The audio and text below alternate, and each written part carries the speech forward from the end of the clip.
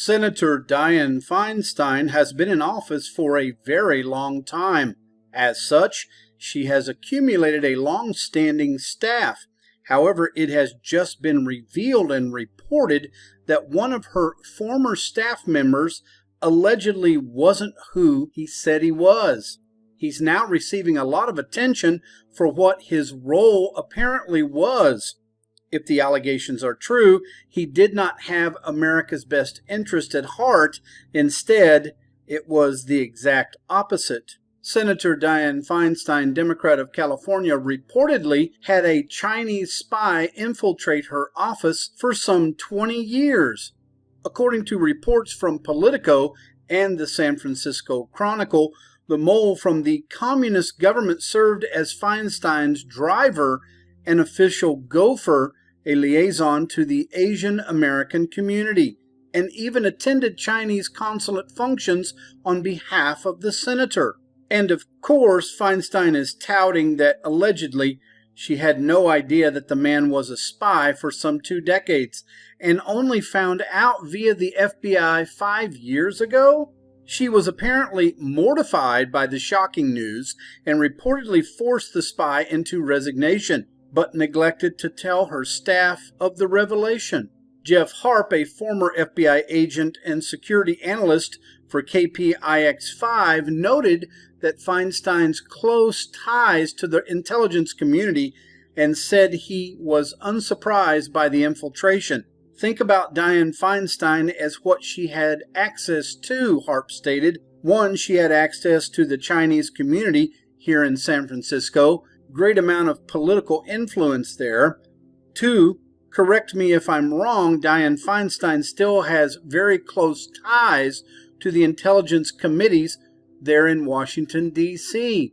What a coincidence. They have also an interest in the economy here, how to get political influence here, what's being developed in Silicon Valley that has dual-use technology. All of that is tied to the Bay Area. Additionally, as noted by the Federalist, Feinstein failed to disclose that one of her former staffers, Daniel Jones, had hired Fusion DPS and ex-British spy Christopher Steele to dig up dirt on President Trump after the 2016 election. Wow, ladies and gentlemen, another politician from California, and she's dirty. Go figure. Feinstein has previously chaired the Senate Rules Committee for 2 years from 2007 to 2009, as well as the Select Committee on Intelligence for several years from 2009 to 2015.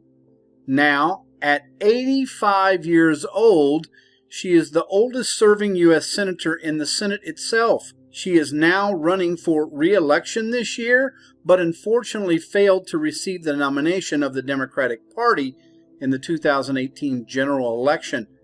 This scandal could potentially have negative consequences on her so-called re-election campaign.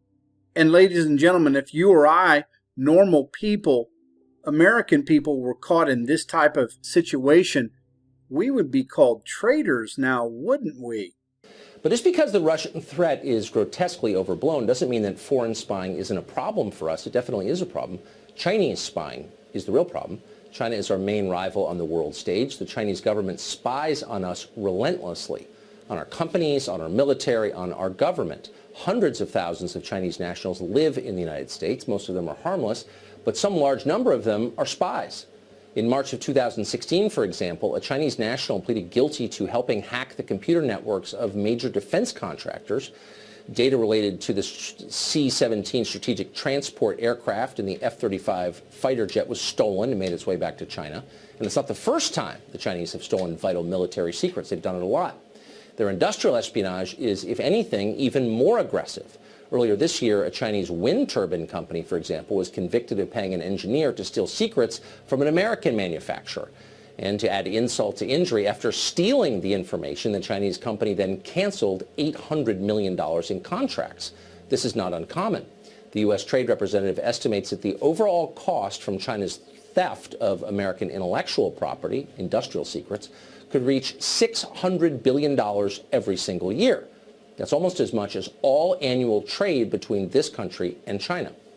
Chinese businesses are themselves a front for more conventional espionage, since major Chinese companies are, by definition, closely intertwined with the Communist Party and the Chinese military in many cases. Intelligence experts warn that the Chinese mobile phone company ZTE, for example, could easily begin spying on any American who owns their products were they allowed to expand their share of the U.S. market, as they're currently trying to do. And those are just cell phones. How about email and other electronic communications? Well, according to a high-level government source who spoke to us, the Chinese government already has direct or indirect control of much of the architecture of our domestic internet here in this country. If China wants to know what you're doing, they probably already can.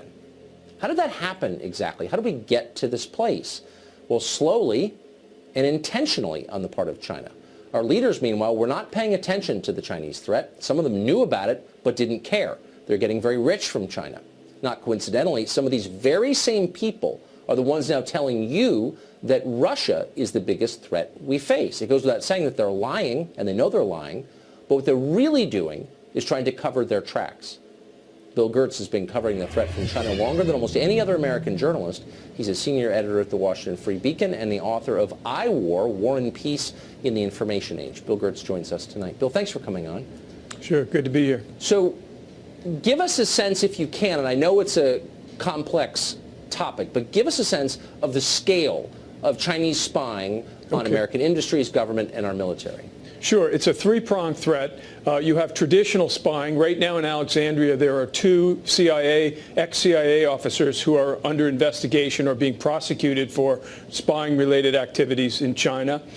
Then you have the cyber threat, and this is a massive theft of technology from both the government and the private sector. And then last are what they call the non-traditional collectors. That's the 350,000 Chinese students here, researchers, academics, and they're all working to gather as much a secret Chinese government-directed program to steal all the most modern technology. They're going after the cutting-edge stuff right now, artificial intelligence and quantum computing. So who's mining the store? Who's protecting American industrial secrets and military data? Well, it's the FBI's job to go after Chinese spies. Just this week, Bill Evanina, the head of the counterintelligence unit called the National Security and Counterintelligence Center, said that not enough has been done to deal with this Chinese espionage and technology collection threat. And he basically upgraded the threat. During the Obama period, where they didn't go after this at all, now he said it's a grave threat to U.S. national security. And it's primarily in this economic sphere that they're going after our secrets, as well as military technology as well. So, I mean, given that the Chinese economy is about to surpass America's in size, assuming it hasn't already, they are obviously our main rival on the world stage. Why didn't the Obama administration for 8 years respond to what is clearly the preeminent threat we face? Well, it's the same thing with the Russia probe, too. They knew about the Russia interference going back to 2015 and did nothing. So basically, it's been a passive approach. They relied on just diplomatic niceties, and they basically ignored this growing intelligence threat that, as you said, is the massive amounts have been totaled between 200 billion and 600 billion annually in our most cutting-edge technologies. Well, you would think that American industry, from whom this data is being stolen, would be complaining in public, but they're not. No, they're not. There was a meeting last year with a lot of the tech chiefs with Trump in the White House, and basically all of them said, you've got to do something to cut off this Chinese theft of technology. They're just pillaging everything that the Silicon Valley has, and there's been literally nothing done to try and stop that. It's absolutely terrifying. Very quickly, do you think, almost a rhetorical question, but the relentless focus on Russia hacking our election, whatever that means, does that detract from our awareness and our ability to respond to China? Absolutely. I mean, Russia does pose a threat, but it's a different level of a threat.